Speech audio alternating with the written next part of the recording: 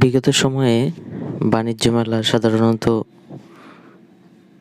রাজধানী ঢাকার শেরেবাংলা নগরে চিনমৈত্রী সম্মেলন কেন্দ্রের পাশে অনুষ্ঠিত হতো, কিন্তু বেশ কয়েক বছর ধরে বাণিজ্য মেলা স্থানান্তর করা হয়েছে রাজধানীর অদূরে পূর্বাচল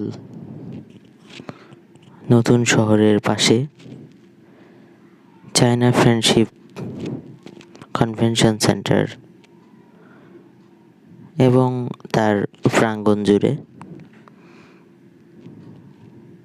পর্যাপ্ত পরিমাণ পার্কিংয়ের ব্যবস্থা না থাকায় সড়কের উপরে দুধারে ব্যক্তিগত গাড়ির বিশাল লাইন দেখা যাচ্ছে।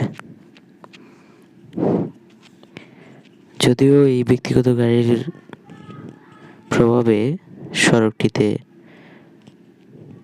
মেলা চলাকালীন সময়ে প্রায় ব্যাপক যানজটের সৃষ্টি হয়। মূলত যানজটের একটা বিশৃঙ্খলা ঘটে সেখানে।